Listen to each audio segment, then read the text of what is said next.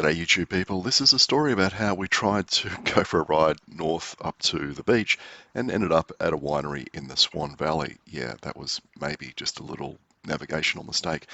So we're going to start on this new section of path heading up alongside the freeway, and we got to the end of it and thought, okay, what we'll do is we'll cross over here and we'll look for a path that's going further north. Well, what happened is we ended up on a path going east. And after about a minute said, okay, I think we're in the wrong path. Let's just scrap this idea of, going north and heading for the beach. And let's just see where this path takes us. Will it take us out to Guildford, Midland, the Swan Valley, that kind of thing? We'd never been on this path before. So it was all a bit of an adventure. And what you'll see is there's old sections like this. You can tell they're old because they're not red. Everything built in the last 10 years or so is nice red asphalt.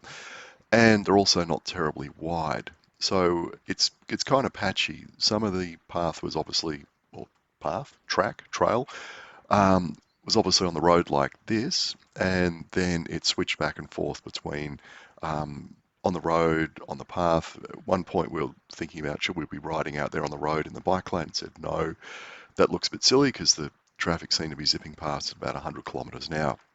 It's much safer to stay in here and just parallel that main road out there and see where it took us. And it was actually quite an interesting little adventure. It was rolling hills. The beauty of going up the railway line is it's not dead flat, but it's pretty flat because obviously trains can't climb steep gradients. Going this way, going straight east-west, you're cutting across the terrain. So we ended up doing about 400 meters of climbing overall in this ride. I don't know how much of that was across here, but it was certainly more climbing than usual. A couple hundred meters perhaps. Now, this section, I think we did about 20 kilometers across here. The overall ride was 66. But yeah, going from the end of the freeway across to the Swan Valley was about 20, I think.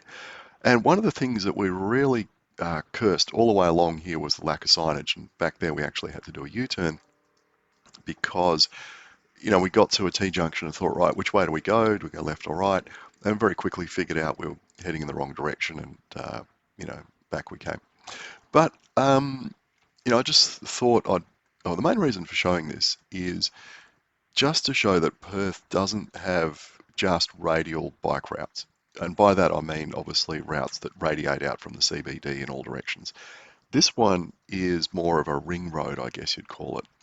And it's, 20 kilometres outside the CBD? So quite incredible that, there's a bike network like this. And I had absolutely no idea that all this new infrastructure existed. And obviously here we're on a new section because I think that road over to the left is fairly new. And when they built that, now they just built fantastic bike infrastructure to go with it, with big tunnels and good lighting, and it's nice and wide and, all that kind of stuff. What you might see it's lacking is shade. So I don't know what it'd be like trying to ride along here in January when it's, 38 degrees. It might be a little bit warm. And yeah, speaking of which, I didn't see any toilets along the way or water bubblers. So I guess maybe in parks off to the side in the suburbs on the other side of the noise barriers there, you might find water bubblers and things. But yeah, if I was coming up here in summer, I'd definitely have a Camelback with me just in case. And no cafes either. That was the big problem for us because by this stage it's like, where are we going to stop for lunch? And we had a rough idea of where this was going to end up because all the signage pointed us to Midland. And we didn't know whether we're going to actually finish in Midland and be able to jump on the railway line and head south where there's some cafes, or whether we'd end up in the Swan Valley where, okay, there's wineries and things, but a lot of that stuff is only open on a weekend, and we were doing this on a Friday. And the clock was ticking. It's 1:15. We know most places close by 2. Some places stop serving food at 1:30. So yeah, we were wondering if we were going to be without food and coffee at the end of this. Now, I've cut out all the road crossings. There were quite a few of them, and they're huge roads. They're like 3 lanes in each direction. And think of, I guess when you cross over the harbour bridge, what it's like. Imagine two of those intersecting with each other pretty much. In some cases, it took us several minutes to get across the intersections because we'd have to go across one arm of the intersection and then go across another arm to get back onto a bike path. Maybe one day in the future, if the budget allows, they'll put in some tunnels under some of these roads and make this more continuous.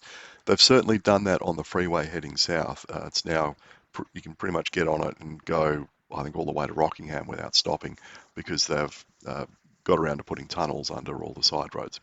But here, that'd be hugely expensive, millions and millions of dollars to put tunnels under them because the roads are so wide and so busy and all the rest of it. So I don't know when that's going to happen, if it'll ever happen. But yeah, we're now in the Swan Valley, kind of snuck in the back way, and we decided let's go and have a look at a couple of the wineries. There's two here that are next door to each other, and we rode down to the river just to have a look. And the interesting thing was with that jetty, how high the pole was for the jetty to go up. So when it floods around here, they must get floods 20 feet deep. And look, all the cafes that they have at these places looked way too ritzy for us. I don't think they wanted two sweaty, smelly blokes in bike gear turning up. So, we headed for the railway line and Guildford, etc., to try and find a cafe. And we were successful, by the way. Had a great steak sandwich. So, yeah. So interesting things there. There is a like what do you call it? A bike ring road uh, around the northern area, which I had no idea existed. There might be more of them, but just never explored them. And that's certainly something to keep in mind for expanding infrastructure in New South Wales.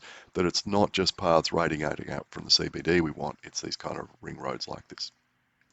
Anyway, that'll do. Hope you enjoyed that journey. I certainly did, but it was pretty boring. I don't think I'll do it again.